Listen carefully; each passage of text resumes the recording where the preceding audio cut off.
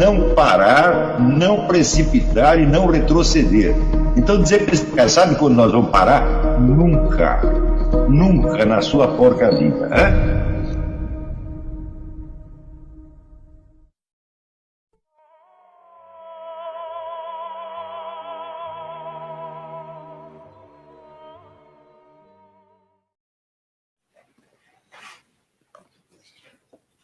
Então, essa regra aqui é infalível. Se os conceitos que você usa, você não consegue trazê-los de volta até elementos sensivelmente reconhecíveis, você não sabe do que está falando. Não é isso? Agora, o vocabulário político é praticamente constituído todinho dessas coisas.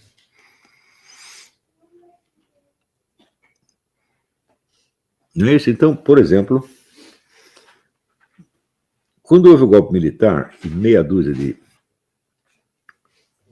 de professores da USP foram demitidos, eles criaram um negócio chamado CEBRAP, Centro Brasileiro de Análise e Planejamento. Estava lá o Zé Arthur Janotti, o FHC, essa cambada. Né? Quem financiava? Fundação Rockefeller. Pô, mas por que a Fundação Rockefeller pega os camaradas mais à esquerda e os financia? Por que eles fazem isso?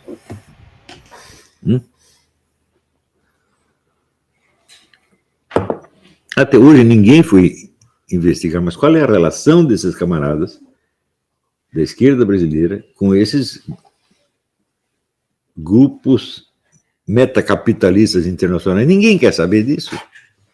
Agora, vou lhes dizer um fato. As grandes fortunas mundiais financiam a esquerda inteira. Você não tem um partido de esquerda cujo dinheiro não saia daí. Será que isso pode ser uma coisa totalmente sem importância? Será que esses metacapitalistas são todos bandidiotas que estão sendo enganados? Tem gente na direita que acha isso. Né? O comunista é espertalhão que chega lá como Lenin e diz: a burguesia nos entrega a corda com que vamos enforcá-la. Né? Eu digo, bom, então você está pensando que todos esses camaradas que ficaram bilionários são todos idiotas. E você que não tem um tostão furado no bolso é o inteligente. Fala, não é possível uma coisa dessa. Tem algo de errado. Mas acontece que existe o estereótipo capitalismo e comunismo. E o pessoal acredita que capitalismo e comunismo são termos antagônicos. Não é isso? Então não vai investigar isso aqui. Porque este fato o desorienta. Se você vê que o movimento comunista está sendo financiado por capitalistas, bom, você só pode dar uma explicação capitalista. É porque eles estão ganhando dinheiro com isso. Quando é óbvio que não estão. Então, o fato é que nós temos aí na mão um fenômeno mais complicado do que se pode explicar, vamos dizer, com esses termos genéricos, né, usado na discussão ideológica. Há algo que você precisa estudar e tentar entender. E não é fácil de tentar entender. Por quê? Porque eu não posso chamar o Rockefeller, o Jorge Soros, o homem da Apple, fazer eles sentar aqui e eu fazer pergunta para eles. Eu não posso fazer isso. E eles não costumam sair falando. Então,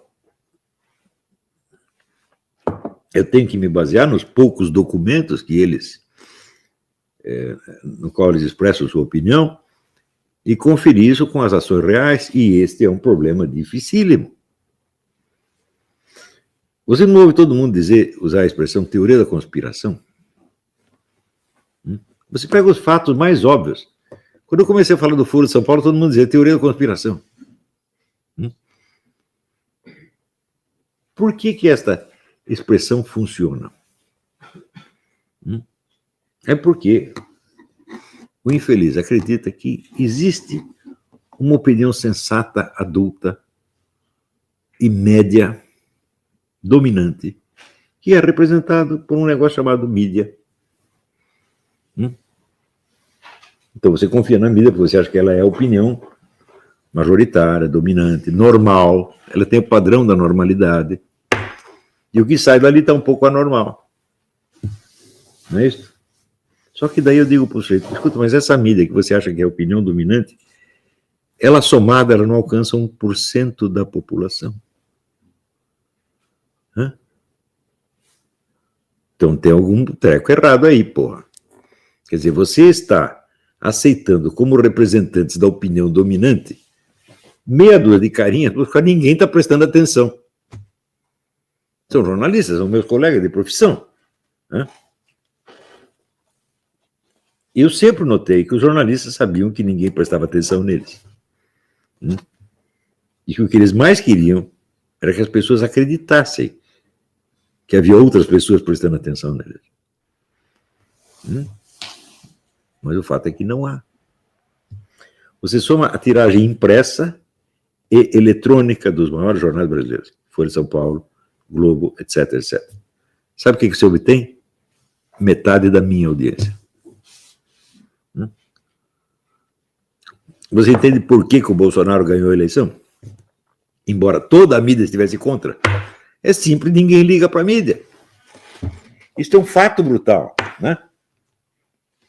É um fato que é difícil de você encaixar com os lugares comuns, com os chavões do pensamento, da linguagem política. Né? Por isso que imagina que, né, a mídia é o império, a mídia manda na opinião das pessoas, a mídia faz a cabeça do povo. Todo mundo diz isso, uns a favor, outros contra. Mas o fato é o seguinte, isto não acontece. Né? Então, outro dia eu vi o nosso presidente falando, né, a missão da imprensa na democracia. Eu digo, mas espera aí, quem tem apenas 1% da audiência, que missão pode ter no conjunto? Só a missão de fazer de conta que tem uma missão. Isso é tudo. Né? Então vocês entendem por que não há uma ciência política eficiente? Porque está todo mundo envolvido numa conversa que lhe parece elegante, que lhe parece importante e que enche você de prestígio. E tudo que você quer na vida é aprender a falar desse jeito. Quero aprender a falar como o FFHC, né? Ou como o professor não sei o quê. Então, tudo isso aí é um aprendizado de papéis sociais, não tem absolutamente nada a ver com ciência. Né?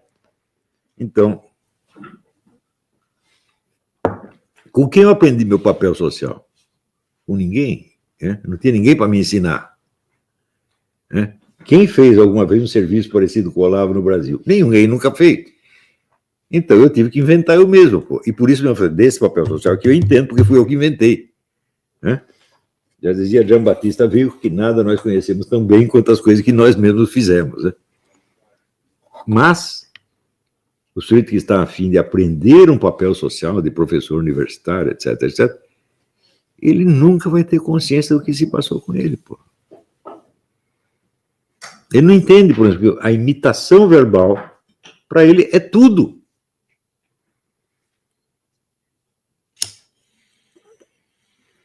E, vamos dizer, a comparação entre o seu discurso e a realidade, ele não pode fazer, porque ele não sabe o que é realidade. Né? Qual é o acesso que ele tem à realidade? Só o que os outros dizem a respeito dela. Não tem, vamos dizer, se o sujeito não tem a capacidade da expressão das suas impressões, ele não sabe o que é realidade. Né? Aí se você aprendeu a ciência, não adianta, meu filho, porque a ciência opera em cima de uma linguagem que é pré-científica. E essa linguagem pré-científica é a mesma linguagem da literatura, da poesia, etc, etc, etc. Ou seja, se você não tem o domínio da sua língua pátria, em nível literariamente suficiente, nunca você vai entender nada. Isso é impossível. Você não sabe escrever, mas ele tirou diploma em física. Ele não vai entender nem os conceitos da física. Ele pode saber assim, manipular, o suficiente para enganar os outros, mas ele não está sabendo o que ele está falando. Então, por exemplo, você pega um físico e me diz aí o que é matéria. Tem algum físico que sabe? Nenhum físico sabe. Só que os físicos sabem que matéria não é o nome de uma coisa, é o nome de um problema. Né? Todo físico realmente capacitado sabe disto. Né? Porque ele sabe que ele não é capaz de pegar uma impressão e transmutá-la em palavras que digam o que é matéria. Ninguém sabe o que é isso. Então, para você saber o que é matéria, você tem que saber equacionar o problema filosófico da matéria, pô. Isso é o máximo que você vai conseguir fazer. Todos os grandes físicos sabem disso. Einstein sabia disso, Max Planck sabia disso, Heisenberg sabia disso. Mas tem camarada que acredita que existe matéria. E ele diz que é materialista. Né? O que eu posso fazer? Ele não é materialista coisa nenhuma. Karl Marx dizia que era materialista e não era. Ele pensava que era, por quê? Porque ele não sabia o que era matéria.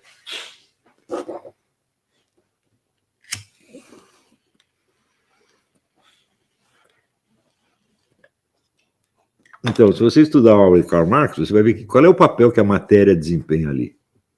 Nenhuma. É a matéria apenas a matéria-prima sobre o qual incide a ação humana. Então, o centro da coisa é a ação humana. E não a coitada da matéria. Por exemplo, Darwin era materialista. Ele acreditava que a matéria exerce uma influência terrível sobre os seres humanos. São processos puramente materiais, biológicos, que determinam a nossa conduta e o nosso destino. Então, esse é o materialista. Mas e Karl Marx? Ele dizia que era admirador do Darwin, mas acho que ele não entendeu o Darwin. Se o centro da perspectiva é a ação humana, então o que interessa, o fator ativo é o pensamento humano e não a matéria. Então, esse é o materialista menos materialista que eu já vi. Você explica isso para um marxista, o cara fica ofendido.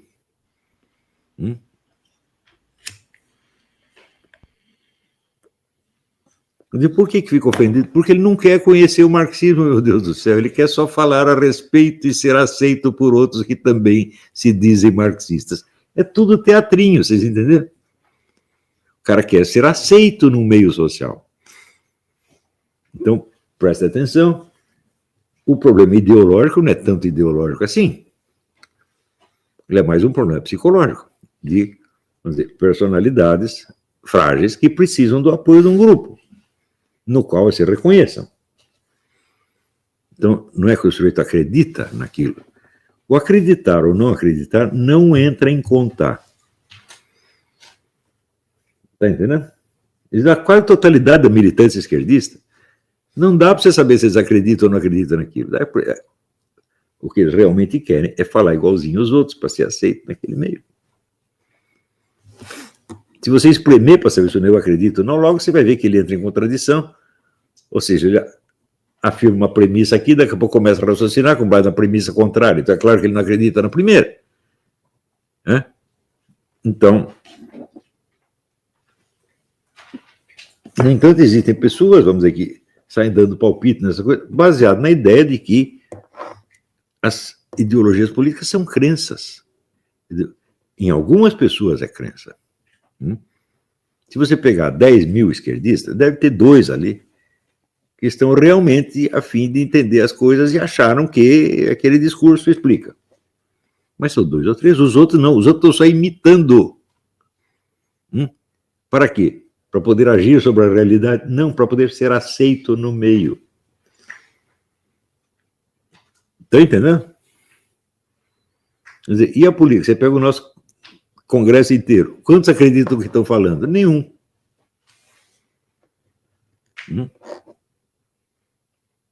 É tudo querendo parecer bonito, meu Deus do céu.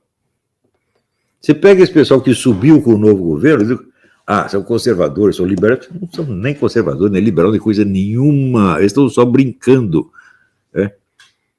Infelizmente as coisas são assim. O sujeito quer falar de tal maneira que ele seja reconhecido por tal grupo como um membro do grupo ou como inimigo do outro grupo. O que isso tem a ver com o conteúdo da sua crença? Absolutamente nada. Então, por exemplo, durante a campanha eleitoral, havia o grupo chamado intervencionista, né, que queria, então, que os militares subissem ao poder. Eu digo, mas você realmente quer isso? Como é que é? No que é? No que consiste a subida dos militares ao poder? Me descreve aí, como é que é? Você não sabe fazer.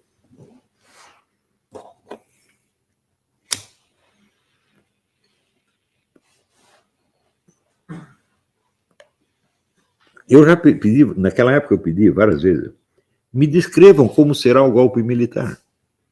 Como é que eles vão fazer? Claro que ninguém podia dizer.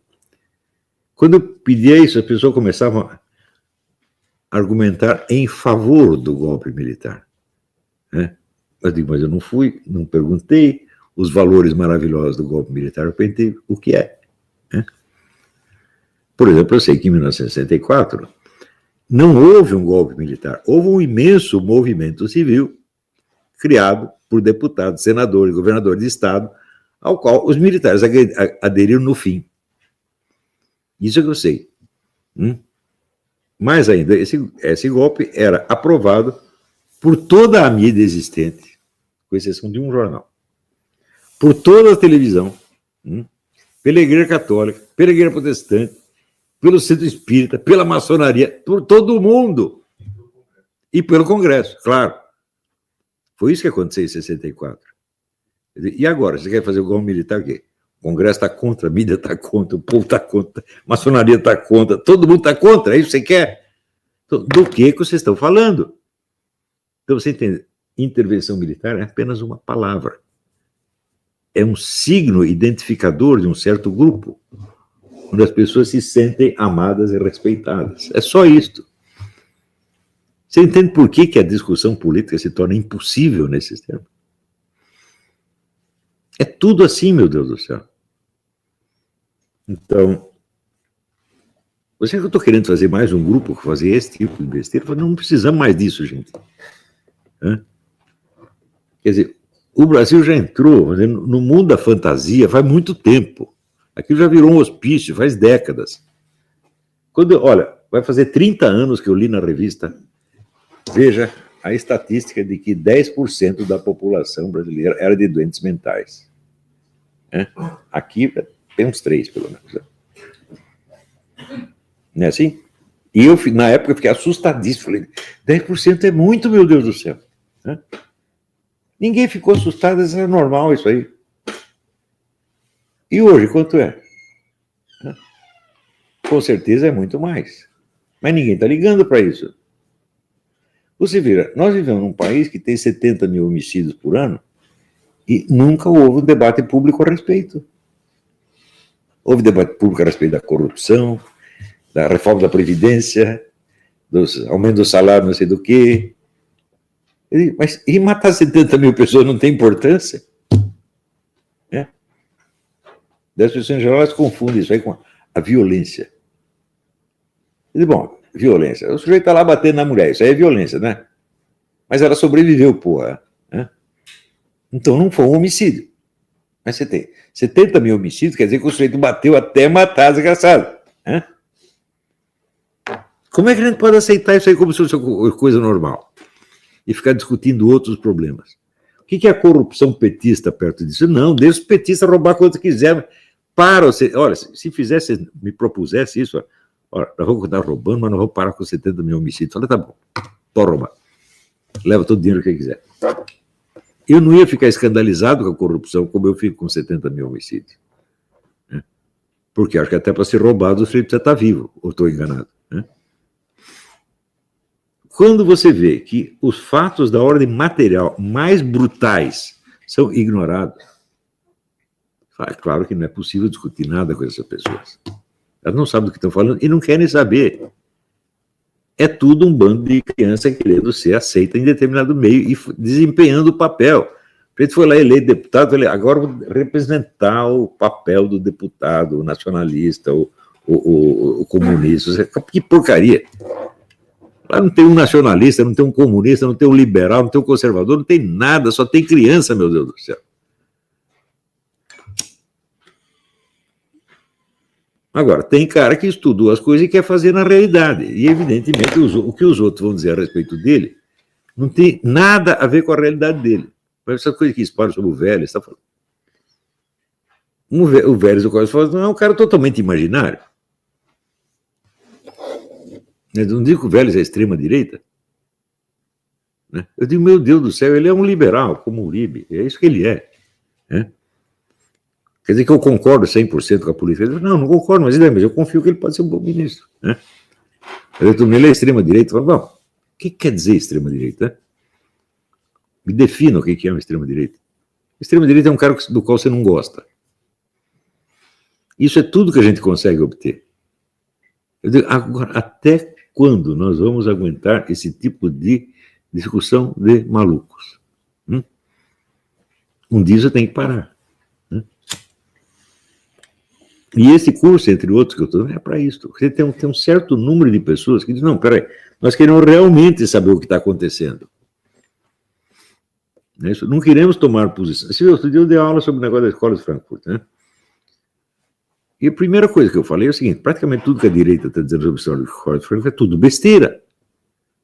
Porque eles acreditam que a escola de Frankfurt é uma parte do movimento comunista que quer destruir as instituições cristãs e familiares para implantar o comunismo. Mas não é nada disso. É muito pior do que isso. Você aqui assistiu a aula? Quem aqui assistiu a aula do sábado?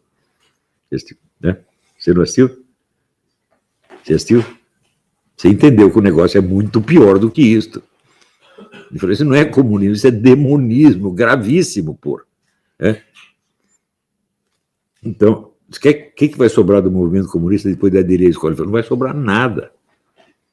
Vai virar tudo drogado, maluco, tudo ser internado. É isso que eles vão fazer. Que, de fato, esse é o efeito que está tendo. E o tal do socialismo? Ninguém mais nem fala em socialismo, meu Deus do céu. A escola de Frankfurt acabou com o socialismo e criou um treco pior. Você está entendendo? Então, eles não fazem socialismo, eles transformam o capitalismo no inferno. Só que daí é um inferno durável, o capitalismo não acaba mais. Você não sabe consertar o capitalismo e não sabe acabar com ele.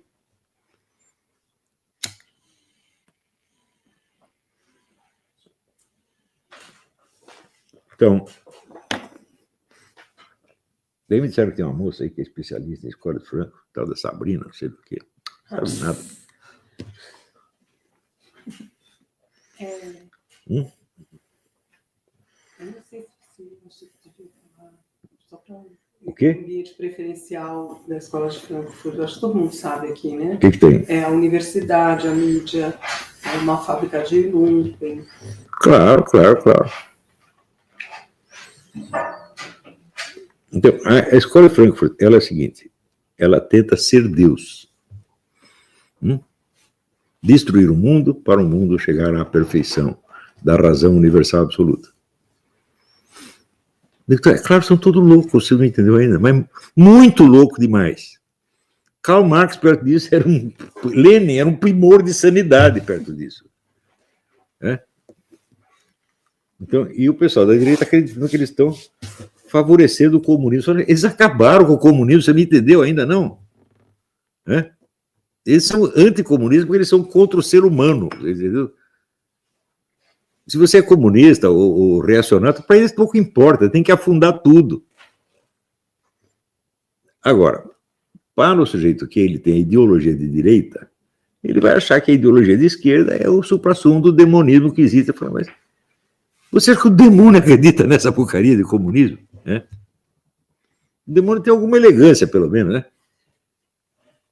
Então, dá um toquezinho. Então, olha, o básico desta lição é o seguinte.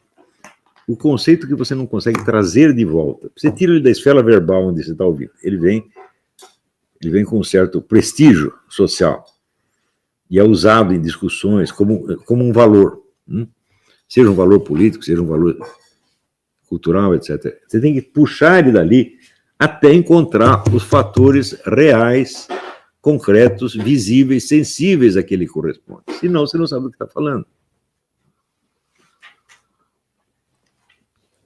Não é isso? Bom, se nós temos, então, a noção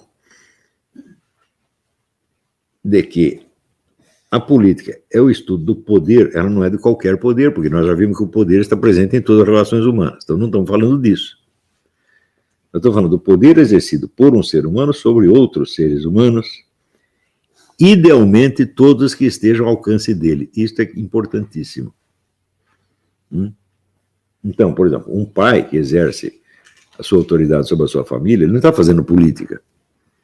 Quer dizer, o círculo de irradiação do poder dele é muito limitado. Né? Um empresário que manda lá nos seus empregados, ele não está fazendo política. Agora, se nós perguntarmos assim, qual é o círculo de seres humanos sobre o qual o poder político deseja se irradiar? Em princípio, a humanidade inteira.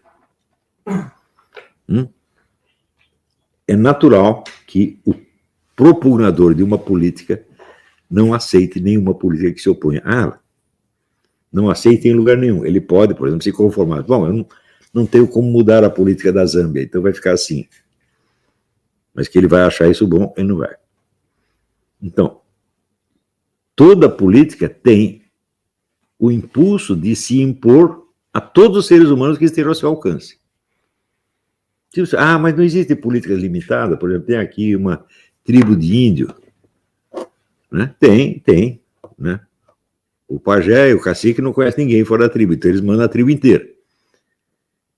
Se eles prendem o membro da outra tribo, o que eles fazem com ele? Deixa ele viver do jeito dele porque ele está da outra tribo?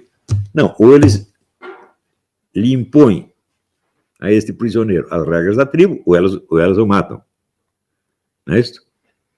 Se chega lá um branco, chegou um alemão no meio da tribo, o que os índios vão fazer com o alemão? O que fizeram com Hans Staden? Então, mesmo o poder político de uma tribo é, em princípio, universal. Na realidade prática, ele não é universal. Ele aceita a sua limitação como um fato, mas não como um valor. Então, podemos finalmente temos uma definição de política. É a busca de um poder universal.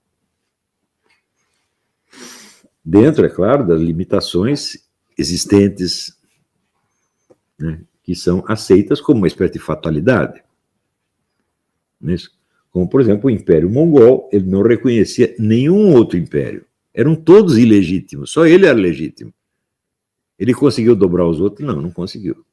Mas ele nunca concordou que eles tinham o direito de existir.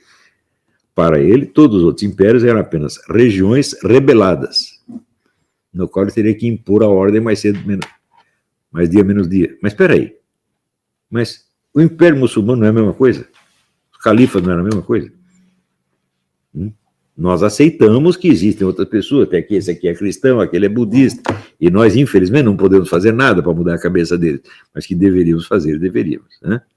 Então, para o califado muçulmano, só a lei muçulmana é legítima, todas as outras são ilegítimas. Não é isso? Então,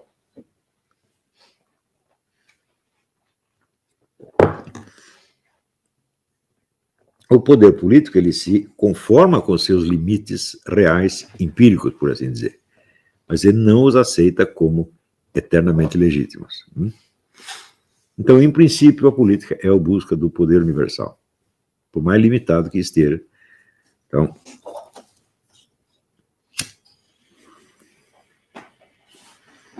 quando eu digo universal, não estou falando materialmente universal, estou dizendo valorativamente. E cada política só aceita a si mesma como política legítima. Então, a existência de uma outra política é um erro. Um erro contra o qual, na maior parte dos casos, não se pode fazer nada, mas nem por isso deixa de ser erro. Então, por exemplo, quando Stalin decreta que vai ter o comunismo num só país, quer dizer que ele ia deixar o resto de ser capitalista? Não, é um só país porque nós não conseguimos invadir os outros. Mas quando der, nós vamos lá.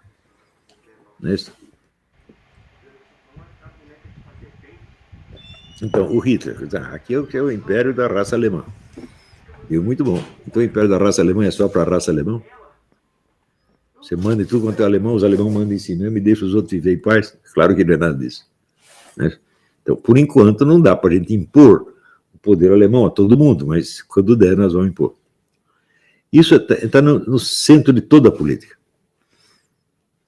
Então, você vê que a existência de uma coisa chamada democracia é, de certo modo, incompatível com a existência da política. Uma política democrática é uma espécie de contradição de termos. Mas como na vida, a vida é cheia de contradições, bom, nós podemos viver com essa também. Quer dizer, você querer, por exemplo, impor a igualdade dos direitos humanos por meio da política. Isso é possível? Não, não é possível. Não é possível, mas a vida é cheia dessas combinações absurdas, das quais você às vezes tem que viver. Não é isso? Então,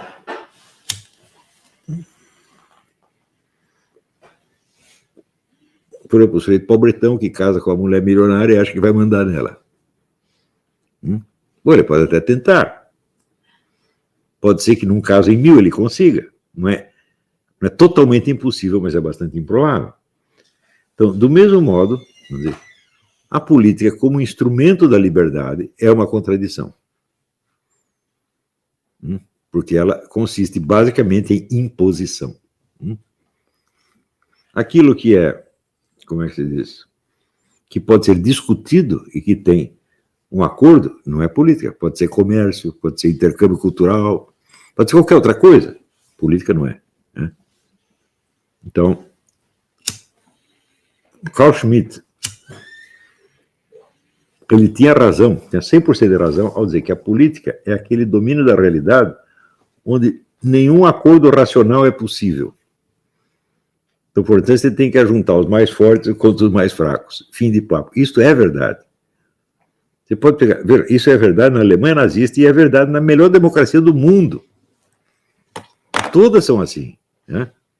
Claro que nem sempre isso é igualmente dolorido. Você não vai dizer que você viver na Suíça é tão ruim quanto você viver na Alemanha nazista. Definitivamente não é. Mas a base da política é a mesma, é a imposição universal. Então, também o que os caras decidem impor nem sempre é igualmente ruim. É isso, mas o poder que não se impõe, ele não é um poder, meu Deus do céu. Se você pensar assim, tem, o que o governante pode fazer contra você? Não pode fazer nada, então ele não é o governante. Então, se nós vemos quais são os meios de poder, existem os meios de ação, é isso que nós vamos estar na aula de amanhã. Mas por hoje deu para entender até onde chegamos?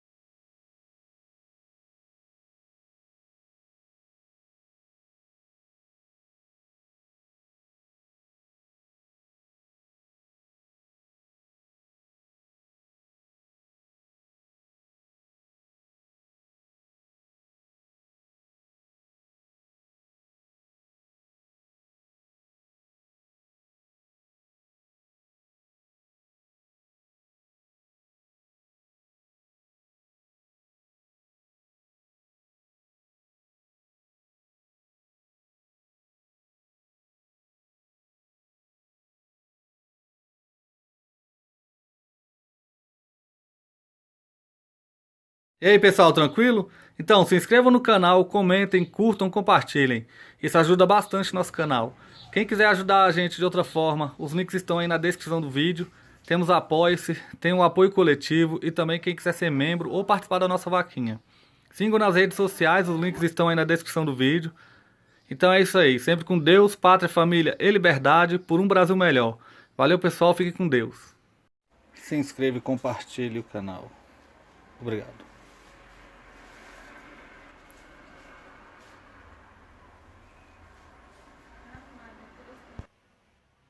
Olavo tinha e sempre continuará tendo razão. Apoie o canal e ajude a gente a continuar aqui no YouTube e nas outras plataformas.